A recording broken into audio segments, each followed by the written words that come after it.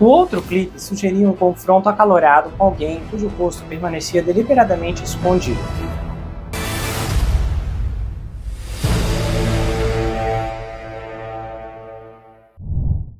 Olá pessoal, bem-vindos a esse canal. Eu sou Gustavo Negreiro, seu psicanalista favorito. Estamos em mais episódios na Mira, no 9º vídeo que eu produzo sobre o caso do Human Glog.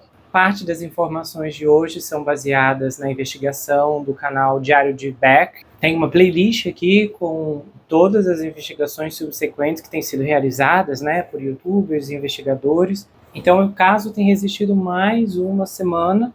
Eu estou aqui já há várias semanas consecutivas. De forma consecutiva. Essa deve ser a 4ª ou 5ª. Todo sábado eu tenho produzido e trazendo novidades sobre o caso. Eu não sei até quando vou conseguir, mas até esse momento estamos fazendo de tudo para manter esse caso vivo. Bom, a tempestade começou silenciosamente na noite de 2 de novembro. Os fãs começaram a notar mudanças sutis na presença online do amado ator chinês Human Glog. Uma transmissão ao vivo agendada para as 20 horas desapareceu sem explicação. Uma postagem criptografada em sua conta no Weibo, com uma citação aparentemente inocente sobre sombras escondendo a verdade, acendeu a curiosidade. Dentro de horas, pequenos clipes borrados começaram a surgir nas redes sociais. Inicialmente descartados como falsos, esses fragmentos eram pesadamente pixelados e não mostravam nada abertamente escandaloso. No entanto, algo no momento e no conteúdo despertou suspeitas. Um quadro quase imperceptível mostrava o Yu em um corredor mal iluminado, gesticulando em direção a uma figura parcialmente obscurecida pelas sombras. O outro clipe sugeria um confronto acalorado com alguém cujo rosto permanecia deliberadamente escondido. Os internautas começaram imediatamente a teorizar quem estava nas sombras e por que a filmagem estava oculta. E mais importante, o que a agência sabia. A explosão do burburinho online atingiu novos patamares quando um denunciante anônimo alegou ter visto a filmagem completa. Em uma postagem em um fórum que se tornou viral, eles escreveram: a agência não está apenas escondendo clipes, eles estão enterrando evidências. Há mais do que aparenta. Se o mundo soubesse, seria o caos. Essa postagem lançou fãs e mídia em um frenesi e perguntas que pairaram por anos sobre as aparições públicas do Yun, cancelamentos repentinos e viagens inexplicáveis que foram repentinamente reinterpretadas através de uma nova lente. As pessoas começaram a reassistir as gravações antigas e estão notando sinais manuais incomuns, expressões fugazes de preocupação e momentos que agora pareciam advertências codificadas. E a especulação tornou-se intensa. Alguns acreditavam que as figuras sombrias eram rivais tentando manipular o Human Glog.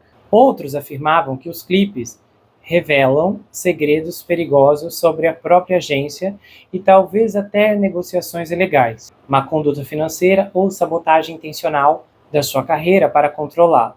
À medida que os vazamentos ganhavam tração, a agência do Yu emitiu uma declaração, mas era cuidadosamente medida, quase robótica. Eles disseram assim: estamos cientes da especulação online e garantimos aos fãs que todo o conteúdo oficial e as comunicações permanecem seguros. Nenhum comentário adicional será fornecido nesse momento. A declaração, em vez de acalmar a tempestade, despejou gasolina nela. Os internautas interpretaram isso como uma admissão implícita de que algo estava sendo escondido. Contas de memes explodiram da noite para o dia, editando o logotipo da agência em imagens de vigilância e figuras sombrias.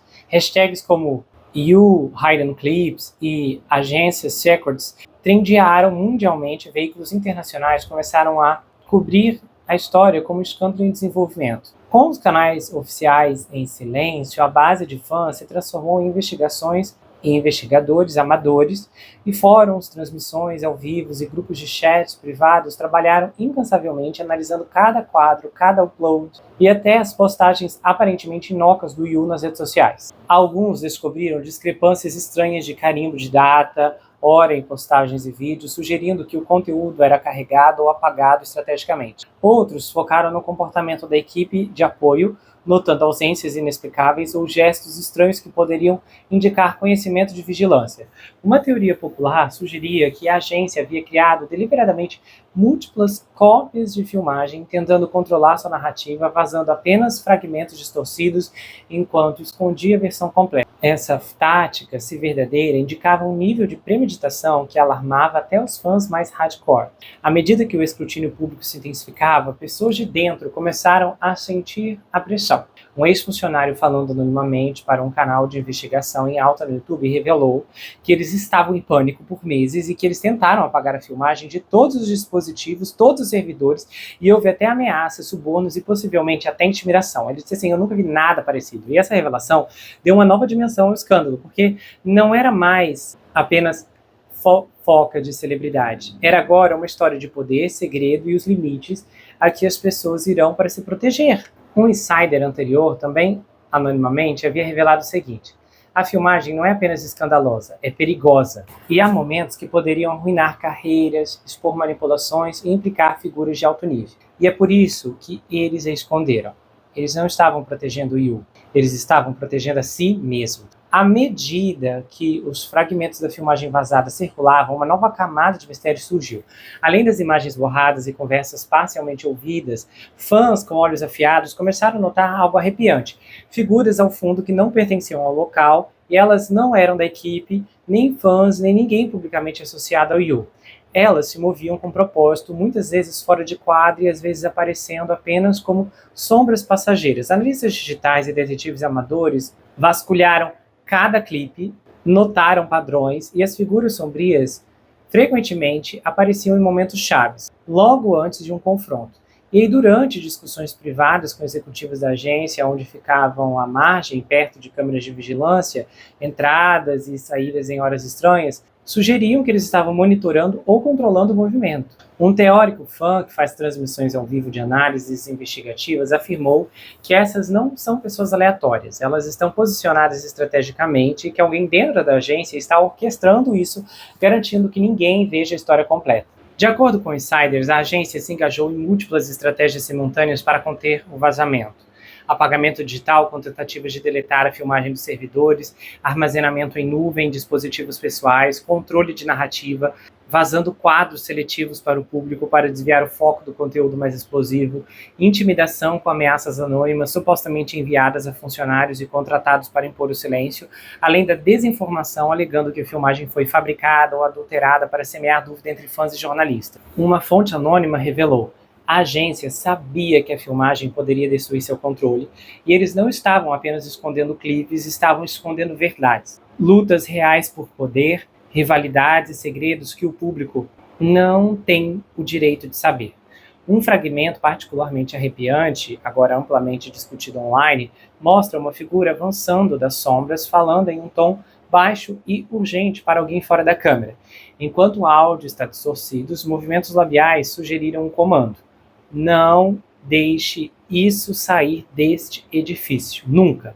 A figura, então, desaparece tão rapidamente quanto chegou. Isso levou à especulação de que era uma ameaça direta ao Yu ou a um aviso à equipe. Alimentando ainda mais o frenesi, fontes agora alegam que vários membros da equipe que tiveram acesso à filmagem desapareceram subitamente da vista pública. Suas contas de mídia social foram desativadas, ligações não foram atendidas e alguns supostamente deixaram o país em circunstâncias misteriosas. Os fãs imediatamente conectaram os pontos. Quem está por trás disso não vai parar por nada. A agência está apagando os rastros e esses desaparecimentos são a prova. Insiders anônimos dentro da agência do Yu alegaram que a filmagem oculta abrange centenas de horas e, ao contrário de uma vigilância comum, essas gravações foram feitas com precisão. Múltiplos ângulos com escritórios privados, corredores e salas de reunião, áudio capturado não apenas do Yu, mas de todas as pessoas presentes durante encontros importantes, carimbos de data e hora indicando vigilância deliberada por meses, e até um ex-insider afirmou: eles não estavam apenas gravando por segurança, estavam gravando para obter vantagem. Cada conversa, cada discussão, cada olhar escondido, está tudo lá. E a agência sabe que é explosivo. A história, uma vez confinada às mídias sociais chinesas, agora capturou manchetes internacionais. As comunidades online ainda estão empenhadas com o objetivo de descobrir filmagens completas e forçar a transparência. As teorias mais discutidas incluíam a conspiração da agência rival, onde alguns acreditam que uma agência concorrente orquestrou os vazamentos e assombros para desestabilizar a carreira do Yu, a agenda oculta da agência, onde outra facção argumentava que a agência estava encobrindo algo muito maior do que um simples escândalo de celebridade, e até mesmo usando a filmagem para controlar contratos ou silenciar denunciantes, o envolvimento governamental, que é uma teoria mais sombria que sugeria que a filmagem continha material tão sensível que poderia implicar figuras políticas ou autoridades de alto escalão. As ações dos fãs transformaram o que poderia ter sido uma controvérsia privada em um movimento global, levando a agência a um modo defensivo. A tensão atingiu seu clímax quando analistas apontaram sinais sutis. A tensão atingiu seu clímax quando analistas apontaram sinais sutis nos clipes vazados, pistas de áudio indicando negociações ou ameaças acaloradas, reflexos ocultos sugerindo salas ou câmeras adicionais, padrões sugerindo que a filmagem completa poderia existir em múltiplas cópias cuidadosamente controladas, e a agência, agora plenamente ciente de que a atenção global era implacável, tentou o controle de danos com uma declaração cuidadosamente elaborada, enfatizando a lealdade ao Yu e negando qualquer irregularidade. No entanto, os esforços para suprimir os vazamentos falharam espetacularmente, com cada tentativa de esconder a verdade, ampliando a curiosidade e a indignação do público. Nesta fase, a história transcendeu a fofoca de celebridade e fortaleceu o movimento. Bom, enquanto isso tudo acontece pelas vias da internet, eu dei uma olhada em como as coisas estão na China neste momento. Nos dias que antecederam o Dia Internacional dos Direitos Humanos, em 10 de dezembro, novas repressões em toda a China atraíram a atenção renovada, supostamente, de organizações internacionais. Relatórios recentes mostram um espaço cada vez menor para a sociedade civil, porque há detenções arbitrárias e procedimentos legais obscuros sob o Partido Comunista Chinês, o que impacta ativistas, dissidentes, políticos, comunidades religiosas e advogados de direitos humanos. Defensores dos direitos humanos afirmam que o clima geral em relação aos direitos humanos na China se tornou significativamente mais restritivo nos últimos anos. E no início deste mês, um tribunal em Shenyang, província de Henan, confirmou a sentença de 3 anos de prisão para o ativista dos direitos trabalhistas Qin Jiangli, que foi condenado por provocar brigas e tumultos e transferido para prisão logo após o veredito. Lembrando, sim, que as acusações ali, não são exatamente comprovadas, porque esse tipo de acusação é usada rotineiramente para perseguir dissidentes. O seu filho, Qin Jian, que atualmente reside na Nova Zelândia, contou ao Oracle Times que seu pai foi mantido incomunicável durante todo o período de detenção. Cheng é alvo de perseguição há muito tempo por seu ativismo e já foi preso 5 vezes, cumprindo um total de 12 anos e 8 meses de prisão, sem contar os períodos de detenção extrajudicial, vigilância ou detenção administrativa. E o Qin Jian disse que isso demonstra um padrão claro de direcionamento, acrescentando que a pressão se estende para além das fronteiras. Ao mesmo tempo, os participantes dos protestos do Livro Branco de 2022 na China, as manifestações em todo o país contra as restrições da pandemia, continuam a enfrentar consequências legais. Muitos jovens manifestantes teriam sido acusados ou julgados a portas fechadas em 2024 e 2025. Um dos desdobramentos mais preocupantes é o desaparecimento prolongado de alguns participantes. Um jovem de Nanjing, identificado apenas pelo pseudônimo Tin Feng, disse que Li Kenan, um estudante da Faculdade de Comunicação de Nanjing, que ergueu uma folha de papel em branco durante os protestos, está desaparecido há anos. Ele disse: temos tentado descobrir onde está o Li e até fomos à faculdade, mas ainda não conseguimos localizá-lo. Uma reportagem do The Diplomat, publicado no mês passado, observou que o progresso nos casos relacionados ao Livro Branco continua em todo o país, citando dados que indicam que mais de 100 participantes foram detidos desde o fim de 2022. Alguns foram acusados ou condenados no último ano, e muitas vezes sem que suas famílias recebessem informações sobre os processos judiciais. A preocupação internacional também aumentou em relação ao tratamento dado aos advogados dos direitos humanos da China, e a Human Rights Watch documentou o desaparecimento contínuo do proeminente advogado de direitos humanos, Gao Zhizhen, desaparecido há mais de 8 anos sem nenhuma informação pública sobre seu paradeiro ou saúde. Outra advogada, Tia Lin, está praticamente isolada do mundo exterior desde que recebeu uma sentença de 12 anos em 2016 por atuar em casos politicamente sensíveis. Enquanto isso, o proeminente advogado Yu Wen está cumprindo uma pena de 3 anos por incitar a subversão e ele teve permissão para se encontrar brevemente com sua esposa e seu filho no início desse ano, a primeira visita familiar em 2 anos. Em uma declaração conjunta divulgada em julho, a Anistia Internacional e a Women's Rights Watch afirmaram que, desde a repressão em massa contra advogados em 2015, conhecida como a repressão de 709, os advogados de direitos humanos chineses continuam a enfrentar detenções, desaparecimentos, violência, processos de licenciamento com motivação política, e vários advogados e seus familiares relatam que as condições se tornaram ainda mais rigorosas no último ano, com alguns escritórios de advocacia instruídos a fortalecer a supervisão do PCC e reduzir o envolvimento em casos de interesse público. Um advogado em Shandong, familiarizado com o processo anual de licenciamento, disse ao Epoch Times que muitos advogados não estão mais dispostos a aceitar casos politicamente sensíveis. Há muito tempo que os advogados de Xangai estão proibidos de lidar com casos sensíveis sem aprovação, eles disseram. Pequim, Shandong e Henan também usam as revisões anuais de licenças como forma de pressão. Ele acrescentou que a análise de casos envolvendo o discurso político, igrejas clandestinas, praticantes do Falun Gong e outras questões de direitos humanos exige aprovação prévia das autoridades. E se os advogados se recusarem a atender aos pedidos da polícia, eles correm o risco de perder a licença no ano seguinte e seus escritórios de advocacia podem sofrer pressão das autoridades. Comunidades religiosas, incluindo grupos cristãos clandestinos e praticantes da Falun Gong, também têm enfrentado pressões crescentes ao longo do último ano.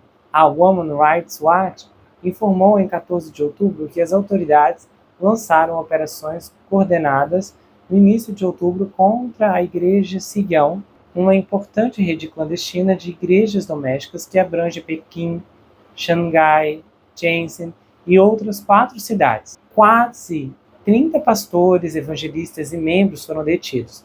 A Reuters noticiou que pelo menos 18 líderes da igreja foram formalmente presos e podem enfrentar penas de até 3 anos. Um pastor de uma igreja doméstica em Weiyang, na China, disse que sua congregação foi questionada diversas vezes este ano e orientada a limitar a frequência e buscar a aprovação para atividades religiosas. Somente membros da família podem participar de reuniões em casa e pessoas de fora não são permitidas. Agentes de segurança do Estado disseram a eles para frequentar as igrejas das 3 autonomias, que são autorizadas pelo Estado, e disseram que reuniões não registradas são ilegais. Sobre o regime do partido, foi implementado o movimento patriótico das 3 autonomias, que organizou igrejas cristãs sob uma entidade supervisionada pelo partido. Os ensinamentos ministrados nessa igreja são sancionados pelo Estado e devem ser aprovadas pelo partido. A Comissão dos Estados Unidos para a Liberdade Religiosa Internacional relatou em março que vários praticantes do Falun Gong foram detidos ou condenados em 2024 ou 2025 por realizarem encontros ou distribuírem materiais. Familiares disseram que as detenções foram realizadas sem documentação e que foi difícil obter informações sobre os detidos posteriormente. Um denunciante da província de Jilin, familiarizado com o caso do Falun Gong, disse que a polícia e os tribunais tratam os casos do Falun Gong com extremo sigilo, e os julgamentos e vereditos são frequentemente realizados a portas fechadas e que eles não podem nem fazer perguntas. Falun Gong, também conhecido como Falun Dafa, é uma disciplina espiritual baseada nos princípios da verdade, compaixão e tolerância, apresentada ao público pela primeira vez na China em 1992. A prática se espalhou rapidamente de boca em boca, alcançando um número estimado entre 70 e 100 milhões de praticantes em 1999. O partido, temendo que a popularidade do Falun Gong ameaçasse o poder do regime, iniciou uma campanha brutal para erradicar a prática em 20 de julho de 99. Desde então, um número incontável de praticantes sofreu detenção arbitrária, trabalho forçado, tortura e até mesmo falecimento por extração forçada de órgãos. Os relatórios de direitos humanos da Women's Rights Watch e do Departamento de Estado documentam o aumento das restrições à liberdade de expressão sob o regime do PCC, e numerosos internautas chineses foram detidos em 2024 e 2025 por publicações sobre questões públicas, segundo o China Digital Times. Familiares relatam que a polícia costuma ordenar que os detidos apaguem suas contas posteriormente. Um usuário, identificado apenas pelo sobrenome Liu, disse ao Epoch Times que suas contas no WeChat e no Weibo foram bloqueadas repentinamente. Essas são plataformas de mídia social chinesas controladas pela censura chinesa. Eles bloquearam 7 ou 8 das minhas contas e com o tempo começaram a me bloquear mesmo quando não publicava nada, contou outra pessoa, que disse que na semana passada fecharam mais uma. Ele disse assim: devem ter rastreado o modelo do meu celular e o meu endereço IP. Lili, uma acadêmica especializada no sistema jurídico chinês, disse que em 2025 houve um endurecimento contínuo das condições de direitos humanos, com procedimentos legais opacos se tornando um dos principais pontos de discórdia. Incidentes públicos estão sendo cada vez mais encaminhados para processos judiciais. E eles disseram: precisaremos monitorar como o espaço para a expressão pública e o sistema jurídico evoluirão no próximo ano. A lei falhou, mas a justiça encontrou outro caminho em mim. É o que você vai ver nessa história, onde o serial killer está com as horas contadas. Além de ter uma habilidade excepcional de prever futuro, esse é um suspense multifocal que aborda o conceito de heranças hereditárias e transgeracionais, sobre repetições que acontecem nas nossas vidas e muitas vezes não temos consciência desses legados, que são continuações de experiências mal resolvidas ou de práticas ocultas dos nossos ancestrais, dos ascendentes, as pessoas que vieram antes de nós. E especificamente o livro traz uma união incrível com uma emissora, a Palladium Channel, que tem um núcleo todo particular aqui dentro da história, que vai bater de frente com o serial killer como nunca antes, mas você não tem ideia. Se você pode adquirir o livro diretamente comigo, ou pelo meu site, pelo Instagram, ou pelo Telegram, pode comentar aqui também, que eu envio o link para você. O livro vai autografado, se você quiser, com seu nome, então você pode fazer essa solicitação, vai ser uma honra para mim. Além, é claro, que você recebe os brindes exclusivos, os marcadores, os personagens, o Justiceiro, o Jack, a Claire. Essa história pode abrir os seus olhos para enxergar aquilo que está fora da sua compreensão, mas ao seu alcance. Além de que o livro é, claro, escrito em formato roteiro, então a leitura dele é extremamente fluida. Realmente uma leitura muito, muito rápida, porque ela não é focada nos detalhes descritivos, mas nos diálogos. Então a história vai ocorrendo e a interação vai se manifestando de uma forma grandiosa. Perfeito Estranho, Uma Dobra Meia-Noite está esperando por você, o pesadelo está a um passo de distância e a grande reviravolta também. O livro também já está disponível no Kindle. Bom, sinceramente, eu já tenho resposta como o sistema vai evoluir no próximo ano. Vai continuar piorando. A grande questão é que como a China não tem um combatente à altura e também não possui repressão, você não vê, por exemplo, ONU ou qualquer outra entidade chamando atenção para o que está acontecendo.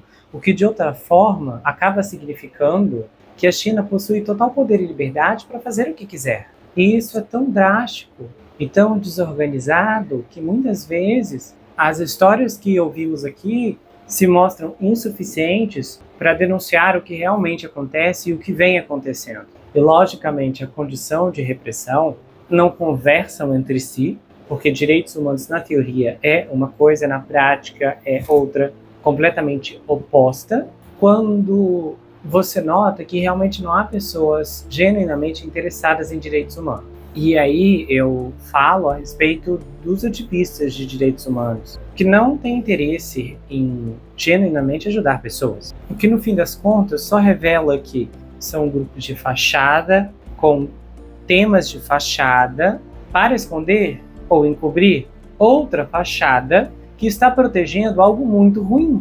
E é claro, as consequências desses danos e dessas esquematizações vão continuar aparecendo até que fique evidente de outra forma sob um sistema que nós não conseguimos controlar. E então tudo acaba se mostrando como realmente é, ou seja, confuso, repleto de descrédito e uma situação tão angustiante para quem acompanha do lado de fora, que não quer nem imaginar de verdade o que acontece para quem está vivendo sob esse regime. Infelizmente, não resta mais nada para aqueles de nós que estamos aqui. Vamos ter que esperar e ver o que vai acontecer. Está cansado, desanimado, sentindo que suas forças estão no limite? Eu te convido a ouvir a canção do meu livro, Não Desista. É uma música que é integrante desse suspense. Já está disponível aqui no YouTube, tem um link fixado no primeiro comentário. Também disponível em todas as plataformas digitais para você ouvir e sentir essa música dando um fôlego novo para que você enfrente um novo dia. No livro, o pesadelo está a um passo de distância, mas na música, tudo está a um passo de distância, inclusive a resposta que você tanto espera. Espero que essa canção fale com você, transforme o seu dia, impulsionando a ir adiante e dar mais um passo. Não deixe de ouvir, não desista e de conhecer meu livro Uma Dobra Meia-Noite. Se você gostou desse episódio, se inscreva no canal, ative o sininho que é muito importante, confira se ele está selecionado para você receber todas as notificações. Do contrário, o YouTube não vai levar até você todos os episódios que eu produzo aqui. Compartilhe esse vídeo, comenta, dá o seu like. E se você quiser, você pode me seguir, Gustavo N Psicanalista, lá no Instagram. Eu também tenho um canal de cortes, onde as análises são recortadas e postadas por lá. Além que eu também tenho um grupo no Telegram, onde eu faço postagens recorrentes, converso com os inscritos, faço enquetes, tenho uma interação muito exclusiva e colaborativa por lá. E se você quiser saber mais sobre mim, adquira meu livro Perfeito Estranho. Esse é um suspense multifocal com uma abordagem inédita. O livro é escrito em formato roteiro, diferente de qualquer coisa que você já viu, e ele conta uma história extraordinária sobre o rapaz Jack Wilbur, que mora em uma mansão sozinho em Nova York. E ele começa a desconfiar que um terrível serial killer está escondido em sua própria casa. À medida que sua investigação avança, ele começa a analisar todos os aspectos geracionais de sua vida. As heranças financeiras, as heranças psicológicas, as heranças genéticas. E então, ele descobre que está preso em uma terrível maldição hereditária. Há uma reviravolta inacreditável no capítulo 10 que vai te deixar de queixo caído. O desconhecido está na sua casa, na sua vida, mas fora do seu reconhecimento. O livro vai autografado, se você quiser, é enviado para qualquer lugar do Brasil e quase qualquer lugar do mundo. Você pode adquirir pelo meu site, entrar em contato comigo pelo Instagram ou pelo Telegram. A gente se vê no próximo caso e não se esqueça que aqui você sempre vai ter uma amiga. Até mais, pessoal!